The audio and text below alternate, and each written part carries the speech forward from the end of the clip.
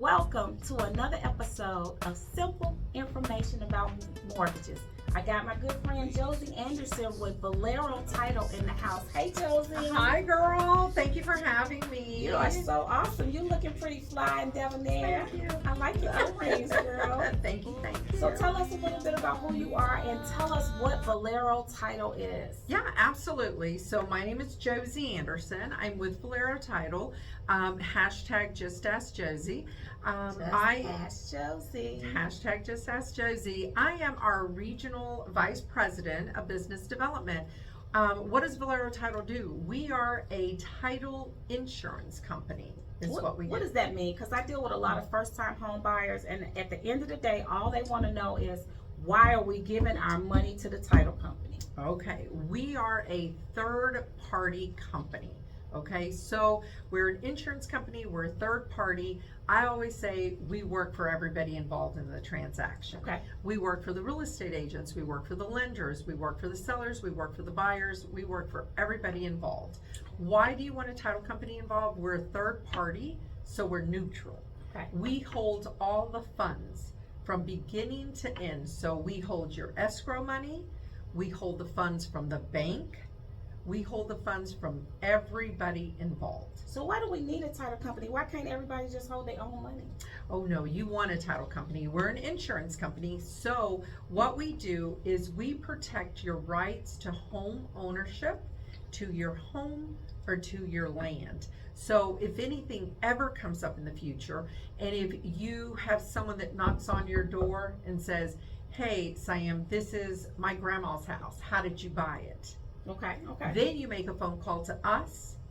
We check to see what's going on to make sure that we didn't miss anything in our title search. So we're a research company. We examine. We have examiners that do research on the property up till the very first day that anybody bought that purchase. Okay, so tell me step by step, what does a title company do for me as a buyer, and what does a title company do for me as a seller? And then you also said you work for the lender, you work for the real estate agent. Hell, who don't you work for? Because you got insurance and warranty and everything else. We answer to everybody. All Put right. it that way. Okay? Just ask Josie. Hashtag Just Ask Josie, girl. We answer to everybody.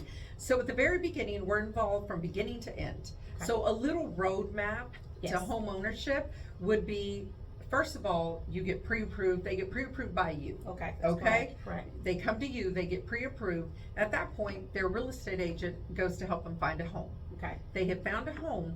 Now they're in a contract that is a legal contract between the buyer and the seller. Okay? That seller says, hey, if I'm going to sell you my house, I want to know that you're serious. So I want you to put some earnest money down and option money to make sure that you're serious, because I'm taking my house off the market for you. Correct. Okay? Okay. So now that earnest money doesn't go directly to the seller. That's Okay. where we're involved. Okay. We're a third party. It comes to us, because if that transaction falls through, guess what? That seller can't say, I'm not giving you your money back. Okay. Sure. Okay? We have the money. We have the money in our escrow account. Okay. Okay? Now, that seller, that buyer has a chance to do an appraisal to make sure that that house appraises. They have a chance to do an inspection to make sure that that house is good and it's everything that they're looking for. Okay. Okay? Everything's good to go. In the meanwhile, at the title company, we're researching the property already. Okay. So you want to make sure that the person who's selling the home owns the home? Yes, 100%, because girl, we see it all. Okay? We see it all. So now we are researching the seller. Okay? Why? Because they're the owner. We want to make sure they don't have any liens, they don't have any judgments, they don't owe child support, the IRS. People don't realize that that stuff goes on your title. Okay? IRS, child support, judgments, you don't pay your credit cards, all that stuff goes on title. It is attached to your Social Security number. Okay, correct. Okay? Right. So it is our job to research that title. So not every title can be insured. This may be your dream home, and then I have to say, Siam, I'm sorry. That title, we can't insure it. Okay, what would be some reasons why you wouldn't be able to insure it? Because I'll give you an example. We had a lady the other day that has a piece of property that was given to her and her brother. Okay. The brother passed away. She was trying to sell it for $10,000. It was a small piece of property. When we did the title search on it, the brother had an American Express judgment for $40,000. So she's like, I can't even afford to sell this property because I have to pay the $40,000 off. So if you have a seller that has judgments and they don't want to pay them off, or they can't afford to pay them off, guess what? We can't give you title on a property that has judgments or liens on it. So that seller keeps the house and can't sell it to anyone. Correct. Exactly. Unless they want to pay off what they owe with the proceeds of the house. Then we can, right? So once, let's say for instance, the title is clean, it's ready to go, we're like, okay, we're good, right? That process, now we're waiting for the bank. We're waiting for you. Okay. So you tell us as a title company, hey, Valero Title, we're ready. We're ready to go. Okay? Here's the instructions. Let's work up the CD. Let's get the final numbers for our buyers so that we can close. Okay. Okay? So now at that point, once that's done, then we start reaching out to everybody. Hey, this is how much you have to bring to the closing table.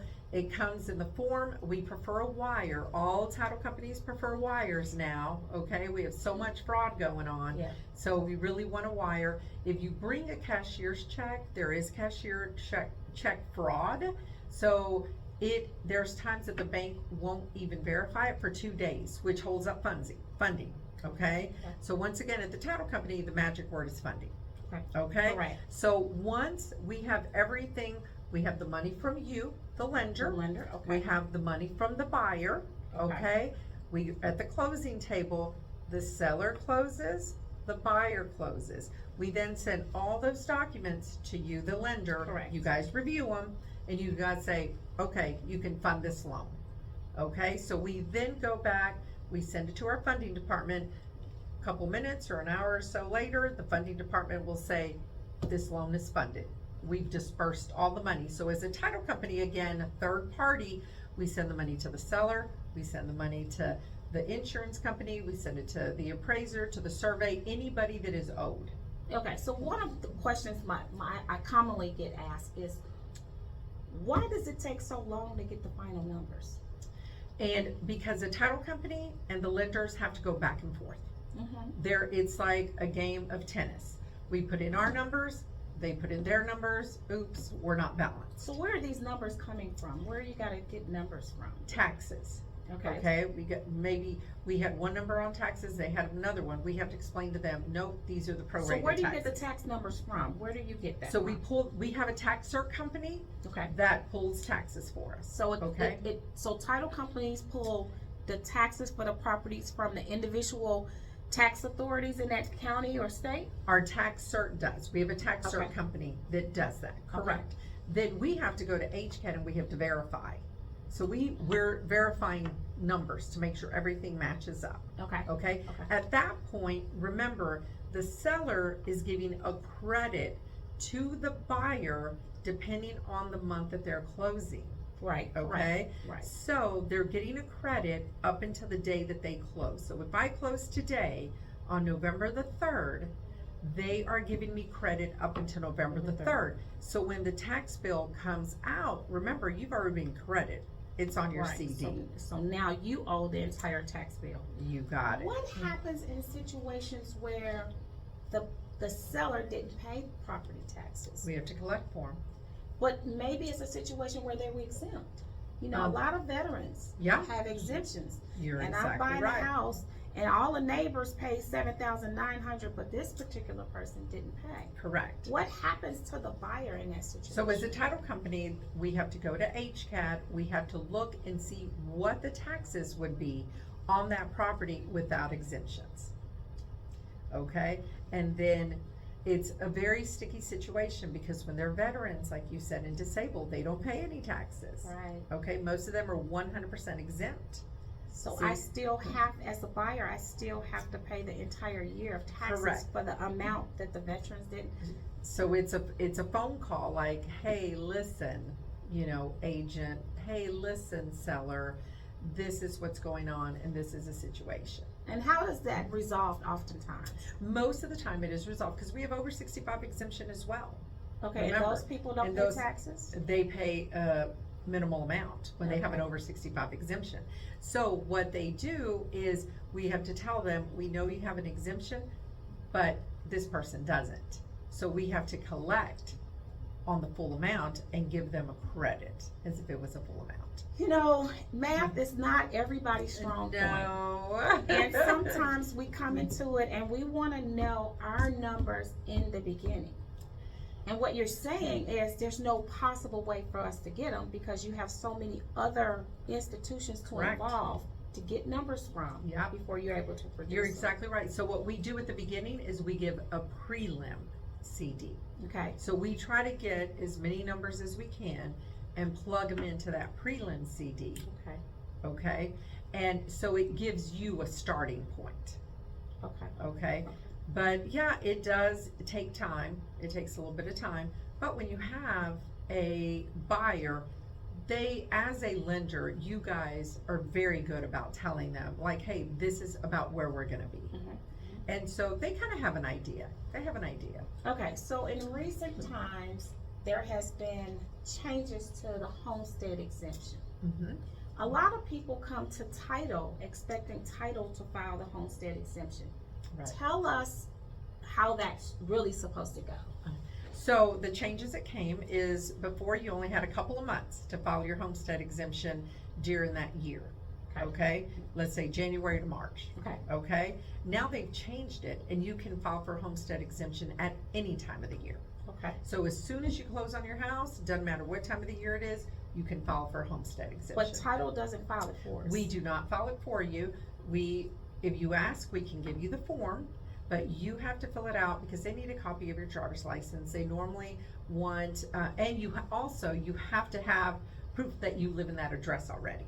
So a Okay. driver's license, you have to have something, a bill to show that that is your address. Okay. So when you're at the title company, you don't have that yet because you don't live at that address yet. Right, okay. So you do have to have proof. But a lot of people expect you all, so do you Yeah. set the right expectations when they come to closing and say, we can give you the form, but we can't file it for you? No, we normally don't. Believe it or not, a lot of the real estate agents do that. Okay, And a lot of the agents do that. A lot of the agents will be at the closing table. Listen, after we get done with closing, when you get your driver's license, whenever you change stuff over, let me know and I'll go ahead and help you fill out that form. okay. So yes. So then there's other roles that title plays in the home buying process. I did a event just recently called The Keys to Love.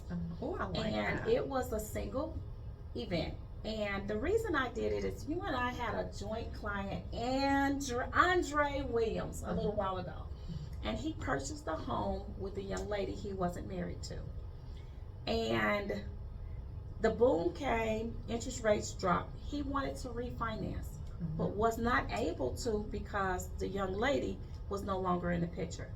Can you tell my listeners, please, some of the precaution that they should expect when buying a home with someone they're not married to, and what happens in the event that they break down as it relates to title? Absolutely. God, I could probably go on for days about this. Guys, like, shame, shame, shame, okay? Here. Y'all heard it. So, yes, it is if you buy a home with another individual, it could be two cousins, two brothers, a boyfriend, a girlfriend, anything, two individuals. If you have a falling out, you cannot sell that house or refinance it without that other person signing. Okay. Okay, so it is very important, and I'm going to tell you a little quick story as well, is that I had a young lady call me. She has a boyfriend. They're living together. Okay, she's like, Josie, I want to add my boyfriend's name to the title. And I'm like, why? And she's like, well, he's my boyfriend and we live together and I just thought it would be fair. And I said, do you have children? And she's like, yes. I said, does he have children outside of you? Right. And she said, yes. I said, so you realize that if you put his name on the title and something happens to him, if he passes away and you want to sell that house, that his kids get 50%. She's like, excuse me? And I said, yes, ma'am. She's like, okay, goodbye. Bye. She's like, nope, I'm not doing it. So it's one of those where a lot of people don't realize what you're getting into if you're buying with someone that you're just dating, or just a cousin or a friend or my best friend or whatever. If you guys have a falling out, it's an issue. It's an issue. We see it with divorces, where the wife does not want to sign off, but they have to go back to court. There are a lot of things that are involved. A lot of people don't realize it. Another question that comes up a lot is when a person passes away and they don't have a will. Now, I know you don't get into estate things like that, but some people say that the title company can do X, Y, and Z. What exactly can the title company do in the event that someone passed away and didn't have a will? So we can do an affidavit of heirship. Okay, so an affidavit of heirship is basically, we start off with a questionnaire. As a title company, we cannot fill it out for you because we don't know the family history. Okay, so if there wasn't a will, nothing was probated, then we go to an affidavit of heirship. We send them the questionnaire. We send the sellers the sellers a questionnaire. They have to fill it out. It's going to ask you, and I can tell you firsthand, we did it with my mom. Okay, you have to, when did your parents marry? When did they pass away? You have to have death certificates. And then it says, okay, how many children did they have? Did they have any children outside of their marriage? If they did, what is their name? So you literally have to go down every name and every child. Okay. And let's say, for instance, that they didn't have any children. So their first heir would be their siblings. And if they pass, now it goes to their kids. Right. So it is a process, right? And that questionnaire is then sent to our attorneys, and our attorneys will review it and say, okay, Sam, you missed this. This is not correct. We need you to fix that. And that form has to be signed and notarized with two disinterested parties that knew them for a good amount of time. Okay, and then turn around and say, I can vouch and am swearing in front of a notary that he did not have any other children, that she did not have any other children. And then it's notarized. So then one final question about this whole process is because in the Keys to Love, I was able to meet a lot of people that are single and they are already homeowners, and they're hooking up with people who may or may not be homeowners. Is there some kind of document or protection that the title company can offer so that when they get together and they decide it doesn't work, or they get married, but you want to continue to just solely own it, because Texas is community property. Correct. I had this coming into the relationship. It's not yours, and I don't want you making claims to it. Is there something that a person could put into place that protects them from that? A prenup. A prenup. If you have a prenup, that's between the two of you that you agree to before going into it. And it was my house, and I don't want you on title. This is not yours. This was mine before we got married. Because if you don't have a prenup and you get married and you both move into that house and it's your primary residence, then it belongs to both of you, because we're in a community estate property. Wow. Yes, wow is right. So it used to be a document that said this is your sole and only property. That no longer No, exists? in the state of Texas, you have to have a prenup. Wow. And to make it as yours and yours only, so it's outside of anything that, if anything was to go south, then you're protected. All right, so off the record, we're going to talk about my personal business really quick, because I have a bunch of properties with a bunch of different people. Yeah. Some of them are in LLC, Okay. but most of them are just individual. Uh-huh. So I own a home with my mom. We just bought an Right. investment property.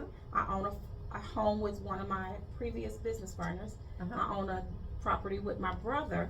Yeah. And we don't have anything in place. What do I need to do? And remember, this is not your primary residence with all of them. These are investment. So investments but they're are their primary residence. Oh, it's their primary residence. Okay. Then yeah, we need to ask one of our underwriting attorneys and see what they would recommend that you do. Yes. Hey guys. So kudos to owning lots of properties, but let's get you protected. Right, because like if something happened and I'm not married to them, or they decide to get married, my brother, he gets married to his Yes. wife, but it's his our joint property, but that's his primary residence. ma'am. No, I will definitely ask our attorneys on that for you because we need to make sure you're protected. Okay, so y'all see that I don't have all my shit together either all the time. She just taught me something. And if you have any questions, Josie, please tell them how to get in touch with you. Yeah, absolutely. Josie Anderson, it's janderson@valerotitle.com, and my number is 713-540-4774. Okay, and she also said, just ask Josie. Hashtag just ask Josie. That means she's on IG, you guys. Yes. Hey y'all, if there's any questions, please reach out to Josie, or of course, reach out to the Maven. Hey guys, thanks for stopping by.